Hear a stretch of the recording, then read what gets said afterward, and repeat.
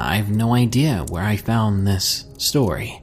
It's a bunch of images that I don't remember downloading to my phone, but the story they tell is quite fascinating.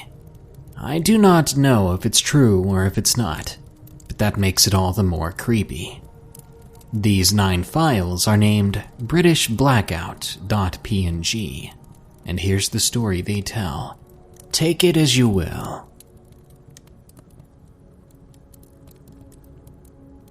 The following information is now almost impossible to find due to media blackouts and censorship efforts launched by the British government. I'm able to relay this story purely because I had taken copious notes in a loose-leaf notebook and was prepared to flee my residence within minutes of deeming it necessary. The events described here have been heavily investigated by members of an online community that is no longer in existence, and have been confirmed by multiple sources. In most instances, the sources of the information were postings on social media websites. These postings rarely stayed up for more than an hour, and after the first day of the event, were likely being removed automatically by programs presumably set up by the government. In cases where the source was different, I've specified its origin. Numerous details surrounding this story have been left out due to a lack of sources.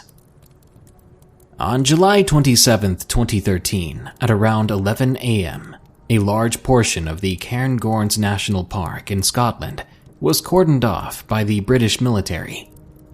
The consensus is that the epicenter of this containment effort was a small patch of forest 2.3 miles southwest of Bainbrig Mountain.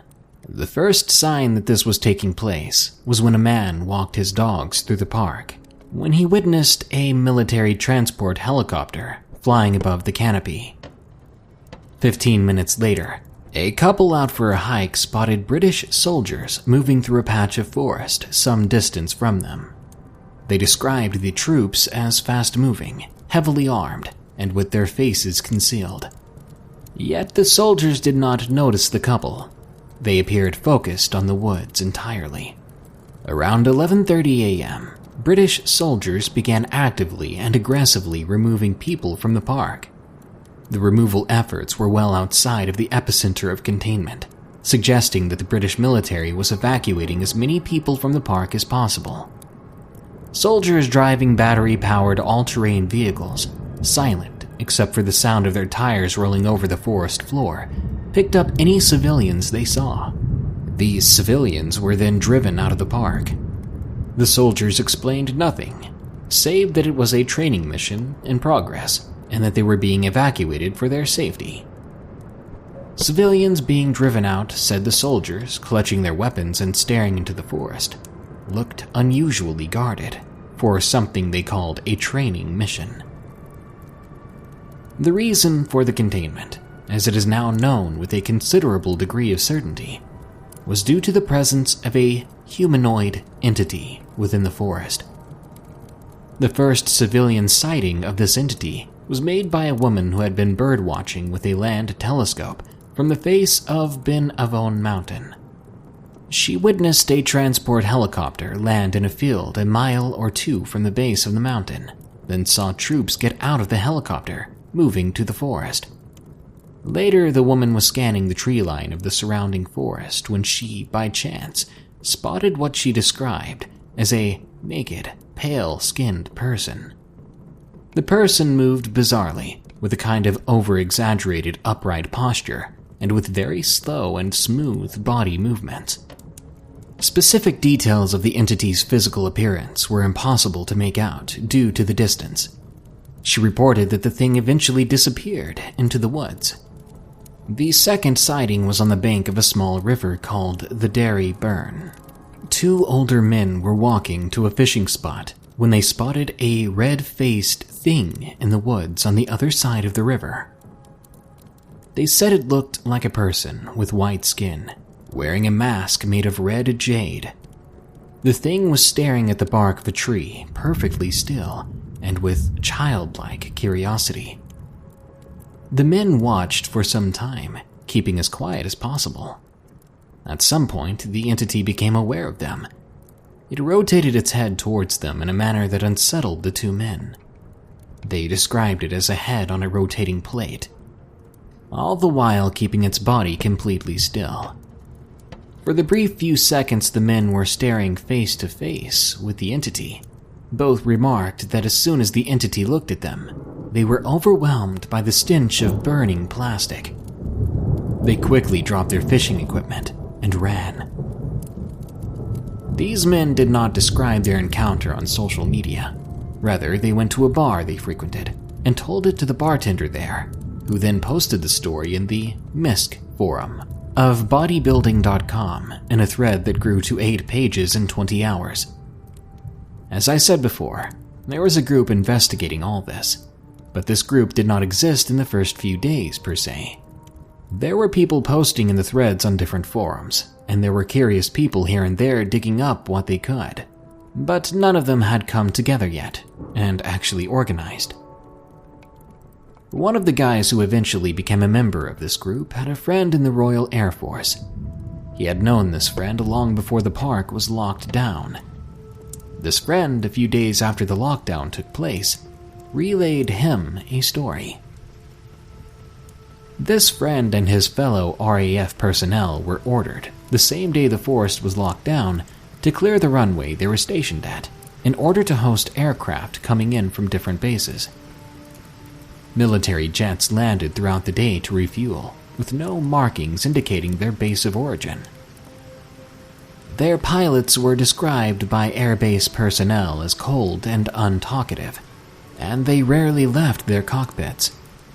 The purpose of these aircraft became apparent in the evening, when the RAF began bombing areas of the park. The bombings were not acknowledged by the government, and were not reported by any media source. I know I sound crazy claiming this. Much of the information on the bombings comes from a thread on jeepforum.com. Strangely enough, off-road enthusiasts with jeeps had been in the area when everything started. These folks encountered British troops earlier in the day, and were told to leave the area immediately, which they did. However, they stuck around near the edge of the park, hoping to witness something exciting. They saw nothing, but around 7 p.m. they heard what sounded like a deep clap of thunder off in the distance.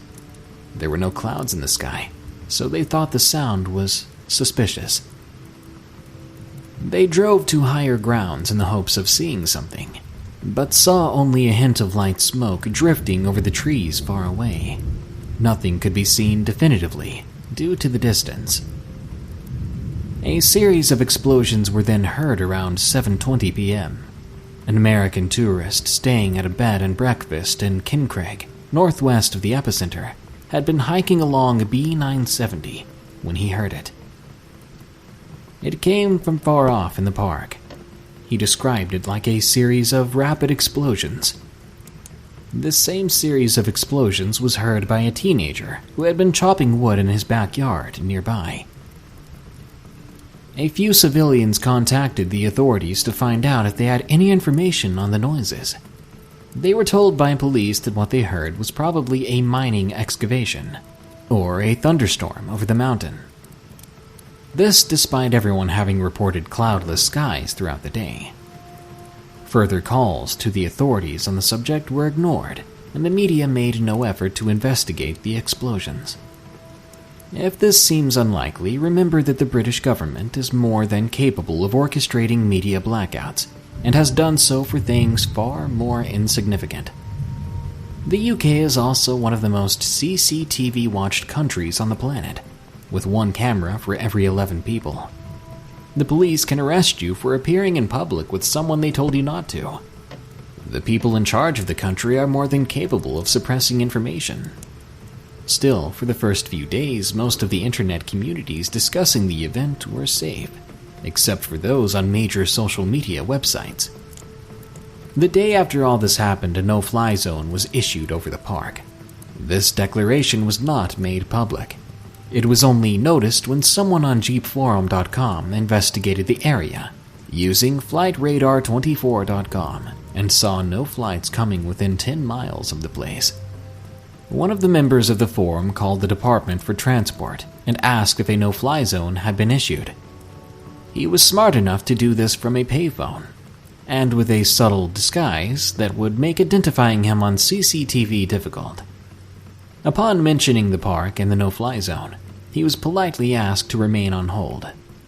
He put the phone down off the hook and walked about a block away to observe the phone booth from a safe distance. His suspicions were vindicated a few minutes later when two black, unmarked cars pulled up to the payphone.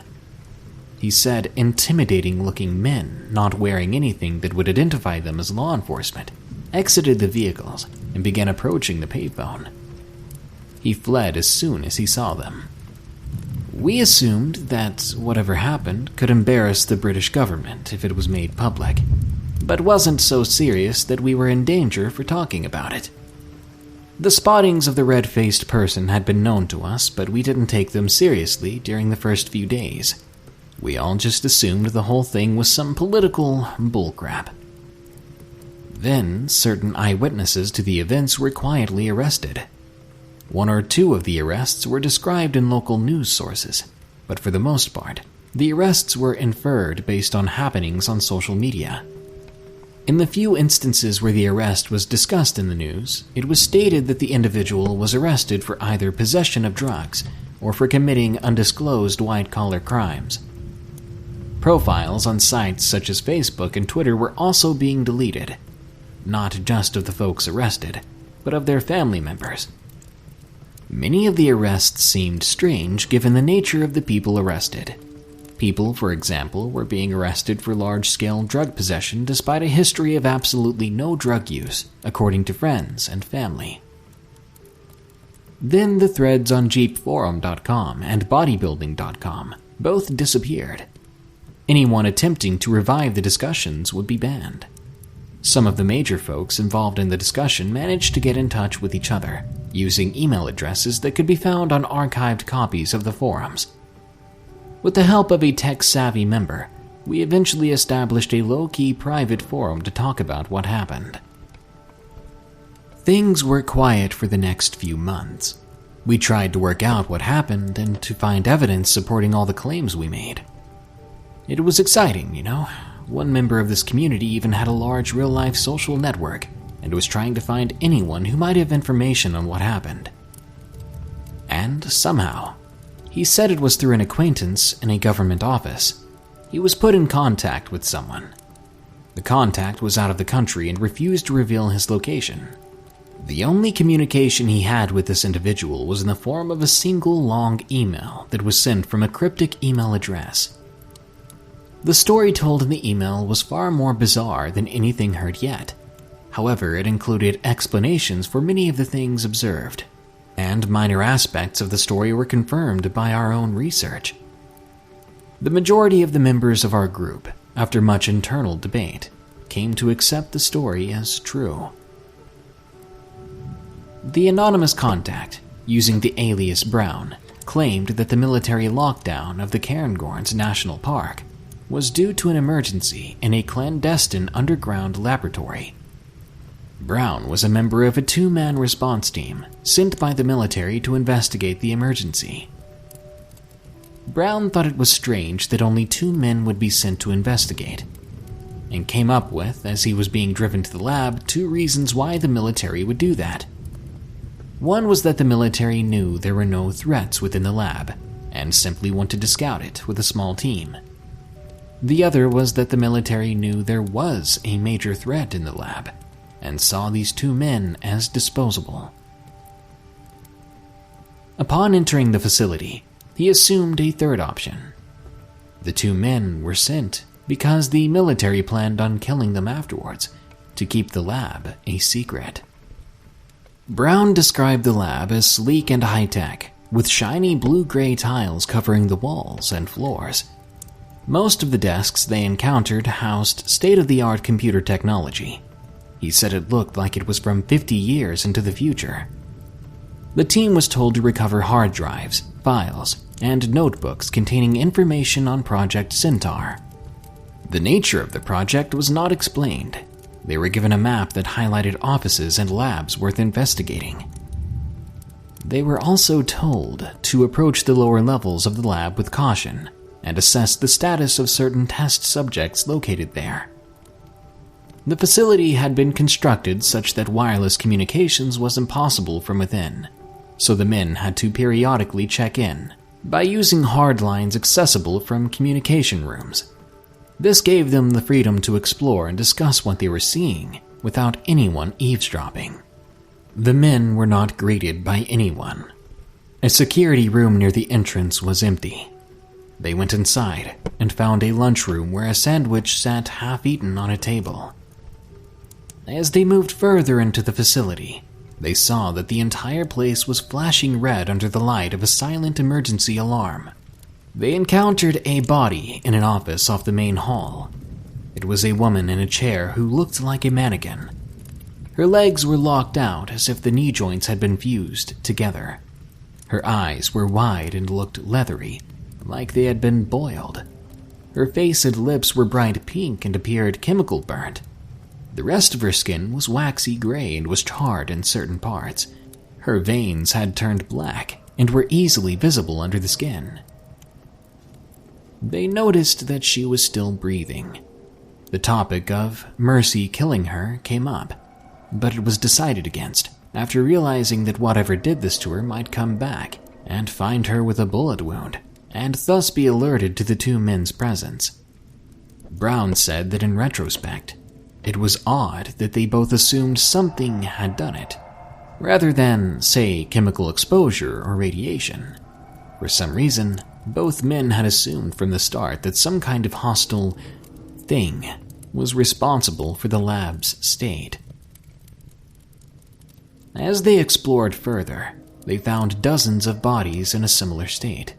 Some were breathing lightly, but many were dead. Some of the bodies had disfiguring burn marks on their faces, like they had been burned with a clothes iron. On 2 occasions, they found a body that looked as if it had been burned completely into stiff ash all the way through, like a spent log in a fireplace. The 2 men headed deeper into the facility, collecting notebooks from offices and hard drives from computers. In the deepest layers of the facility, they found the test subjects they had been warned about. They were inside observation rooms, visible only through thick glass windows. They were alive. Their faces were expressionless and black except for their noses, which were red. Their eyes looked sealed shut. They were shambling around like animals, if they had just been hit by a car. At this point, Brown and his coworker abandoned all pretenses of professional coolness and began discussing freely what they were seeing. Both agreed that the government had crossed some kind of ethical line. They decided to read over the notebooks they had collected so far, to try and figure out what happened.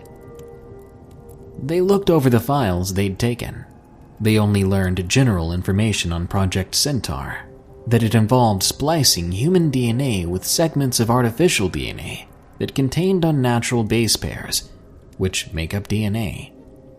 The 2 men decided that the main lab at the deepest point of the facility would likely contain better information. They made their way to the depths of the underground structure, where they found a large biomedical laboratory. As they explored the laboratory, they came across 2 vats, both large enough to fit a standing person. Both vats were open.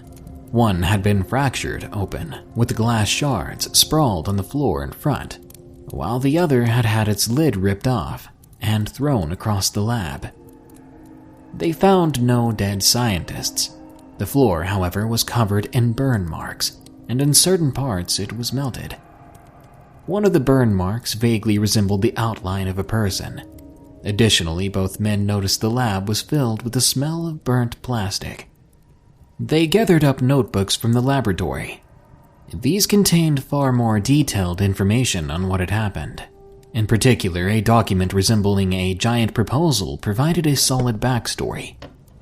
With all the information they had, they were able to piece together the origins of the research being done.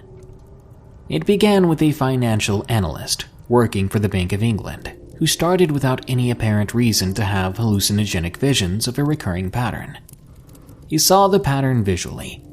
It resembles what a person sees when they press on their eyes when they're closed.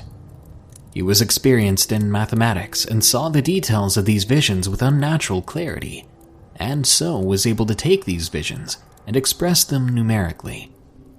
He noticed that the pattern was composed of 4 repeating values, which on a hunch he believed correlated to the 2 base pairs of human DNA.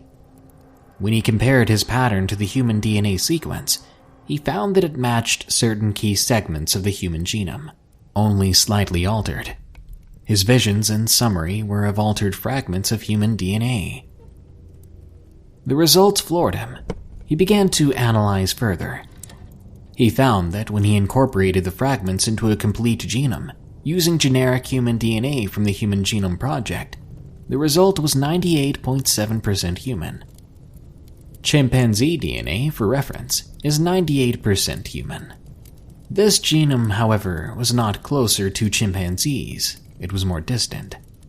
Rather, it was, if you'll excuse me for saying, different in the other direction. His visionary genome, in certain instances, contained base pairs that were not one of the 2 that exist in nature. They were unnatural base pairs. These had been synthesized in laboratories but obviously never found in nature. His vision gave no indication as to which base pair was required, but he was convinced that God had contacted him, had given him the recipe to perfect mankind. Finding the right combination, therefore, was inevitable. He approached biologists from different universities, professors working in the field of synthetic biology, and spared them nothing of his theories. At this point, he believed himself a prophet and assumed any who heard him would instantly recognize the importance of his task and lend him their help. One of the professors contacted the authorities immediately after the man dropped by and left his office. He assumed the man was mentally insane. The financial analyst was taken into police custody. Eventually, he was subjected to medical testing, where doctors found numerous tumors in his occipital lobe. His employment at the Bank of England was terminated, and he was supposedly transported to a 24/7 medical facility to receive specialized care. The man's fate, ultimately, is unknown. The government, for whatever reason, began to research his work. Apparently, they were as dumbfounded at the whole situation as anyone would be. They planned to introduce the described alterations into human DNA to observe the effects it had. Altering human DNA, according to these documents, was supposedly easy. Scientists could engineer a series of viruses to deliver the altered DNA to every cell in the human body. The only difficulty was deciding which unnatural base pairs to include. The government researchers had no leads, so they simply began trying different unnatural base pairs, hoping one would eventually work. They decided to test these viruses in living human subjects. The first few tests were catastrophic. Subjects who were injected with the cocktail began to suffer extreme reactions to the DNA-altering infection. Their bodies seemed to fall apart, skin blistering and sloughed off. Lymphatic fluid leaked from every square inch of skin. Organs failed in tandem. The initial test subjects all died within an hour of being injected. As the researchers experimented with different unnatural base pairs, they found formulations that kept subjects alive longer. The subjects spotted in the observation room were created as a result of these formulations. In the most recent tests, the human subjects showed new changes. They suffered far less during the infection when compared to previous tests, and were described as having red faces, rather than black ones as the previous subjects had. These were the test subjects that were missing from the person-sized vats. These 2 red-faced test subjects were being grown, altered, when the emergency happened. That was the last bit of information the 2 men were able to extract from the notebooks recovered in the lab. Curiously, one of the lab notebooks appeared to have had its last pages ripped out. With their mission complete, the 2 men headed out to the surface. The military took them into their possession along with the materials they found. The two men were separated. Brown was then subject to a hostile interrogation. He said that he remained calm and disinterested throughout it, hoping that his interrogators would assume he was unaffected and uninterested in what he had seen. The interrogation process lasted nearly a day. Afterwards, Brown was moved to a high-security military base. He was not put into a jail cell, but he was blocked from communication with anyone outside, and his movements around the base were restricted. Fortunately for Brown, someone at the base was familiar with him. It was a friend with whom he had served in Afghanistan. More importantly, Brown had saved his friend's life in Afghanistan, so he called him in on a favor, and the friend obliged by smuggling him out of the building during the night. Brown fled the British Isles, and then the Western world altogether. When the story was relayed to our forum, no one believed it. Still, we didn't have much to go on to keep ourselves busy with, so a handful of members took to investigating certain facts. The original email gave the actual name of the financial analyst from the Bank of England, the one who had the visions. It was decided that, as a good starting place, we would try and track down this individual and confirm he existed. Typing his name into a search engine yielded nothing noteworthy, so we had to get creative. It was assumed that since he was working at a prestigious financial institution, he likely was a talented student somewhere, and had probably attended a high-ranking secondary school and university. If his existence had been wiped from the internet, which a lot of us assumed was the case, we might still be able to contact someone he had gone to school with and get a confirmation from them. A list of potential schools was drawn up. We decided to look at secondary schools, since it's far too easy for someone to attend a university without being known to the wider student body. Secondary schools, on the other hand, it's more common for people to know each other. People began calling secondary schools on our short list. After a number of unsuccessful calls, someone called a day trader who had attended Warwick School and had a reputation for a talent in math. The day trader's voice lit up at the very mention of the financial analyst's name. They had indeed gone to school together, he confirmed, and the analyst had been a prodigious student with high accolades. The person who made the call considered it a success. Before he could end the call, though, the day trader said something else. He had been contacted by the police a few weeks ago. The police had warned the day trader that someone may call in the future and ask about the financial analyst, and that if anyone does, he must deny having known him, and then contact the police immediately. This was a major breakthrough. It confirmed that the police were trying to suppress knowledge of the financial analyst, and thus gave some weight to the ridiculous story of the underground lab. At this point, most of us had accepted Brown's story as accurate. Earlier I mentioned that I was only going to describe events that had been verified by reliable sources. I feel that at least mentioning some of the unverified claims is necessary. They've been discussed and debated and researched heavily on our forum, and even though their credibility had not been proven, the simple fact that people were whispering them on our forum affected all of our perception of the event. Two stories in particular were considered nearly proven. The first one came from a man who had been biking through Cairngorms Park the day the event took place. There are a number of facts that give this story credibility, but it had its doubters due to the nature by which it was known.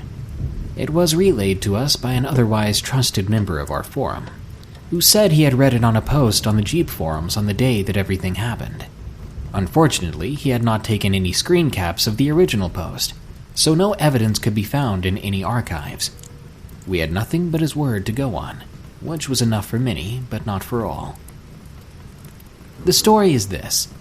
The biker claimed that as he was traveling down a trail, he was hit with the stench of burning plastic. He thought there was a fire somewhere, so he got off his bike and looked around. Eventually, he heard some rustling in the woods nearby. As he walked toward the source of the noise, he saw what he described as a group of deer lying on the forest floor, with their anatomy rearranged to make them appear bipedal. The deer, however, still seemingly had brains wired for quadrupedal motion, and thus could only flail around on the ground. The biker ran back to his bike as soon as he saw the deer and pedaled away. He hadn't brought his phone or any kind of camera with him, and so could not take pictures of what he'd seen. The story almost definitely would have been considered canon, were it not for the fact that it was so unsubstantiated. The next story came from a man claiming to have been one of the soldiers who had evacuated the park. Not at all unbelievable, as there were a decent number of troops in the forest on that day, and it was likely some of them had loose lips. This man, however, made claims that had not been made anywhere else. Many in our group believed the story was made up. We were nearly split over it, and we killed many hours discussing it. I personally believed it to be true. The soldier claimed that he was with 4 others, doing routine sweeps for civilians, when they spotted the test subject at the edge of a forest. The soldiers themselves were moving across a large grass field. The test subject was a few hundred yards away, but not facing them. It was looking to their 10 o'clock, with its back facing them at an angle. As they approached it, the subject turned its head and looked at them. Like in the story of the 2 old fishermen, the soldier claimed that as soon as it looked at them, they were overcome with the taste and stench of burning plastic. He described it as a person wearing a mask of red gemstone, with a sickly pale body that was almost see-through. The soldier was hit with a wave of intense fear, but forced himself to raise his weapon and to approach the thing. They approached slowly, without firing their weapons. After about 50 yards, the thing turned its body towards them and began walking. As soon as that happened, all 5 men stopped without a word. The soldier claimed that he was overcome with the understanding that he was not to move under any circumstances. He said that it was like a freeze reflex, but totally unbreakable. He had been hit with the strange conviction that he would be safe as long as he did not move. The thing continued to approach them. When it was within 100 yards, the soldier could see the details of its mask-like face. The eyes of it were closed, as was the mouth. The soldier said that at this point he began to feel hot, as if he were blushing and standing in front of an oven at the same time. Soon, he felt as if red-hot wires were being thread through his skin. The soldier was overcome with the knowledge that he would be safe despite the heat, as long as he did not move. He was convinced that the damage was reversible, and that the way to reverse it was to not move. In retrospect, he realized this was ridiculous, and the heat was damaging his skin, and they all had burn marks after the encounter.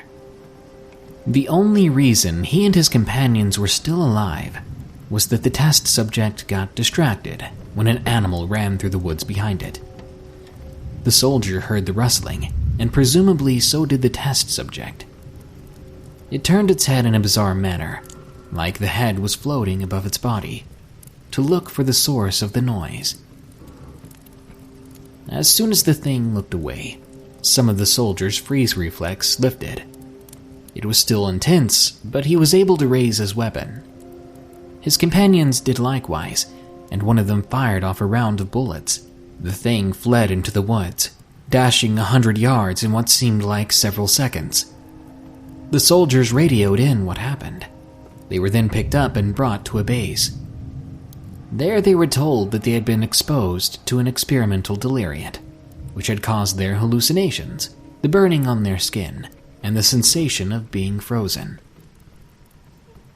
The soldiers initially believed their superiors, despite having a suspicion about the whole thing. But this soldier in particular realized he had been lied to when he heard the other accounts of the red-faced test subject.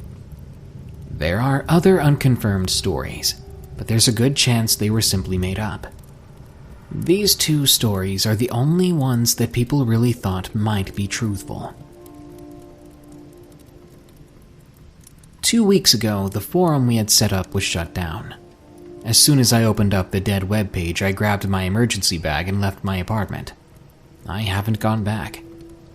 Some of us more paranoid members had set up emergency communication plans in order to stay in touch if something like this were to happen. And yet, as I tried to make a few calls and sent a few emails, I got no response. I'm trying to leave the British Isles as we speak. I plan to take a boat to continental Europe, then disappear in a former USSR country. I have no intention of continuing my involvement in this investigation. So, good luck to anyone who wishes to continue where we left off. That's how it ends. Just like that. I've been searching and reverse image searching these files, but I've yet to come up with where this story came from, what the origin of this set of images might be. So if you have any idea, let me know in the comments.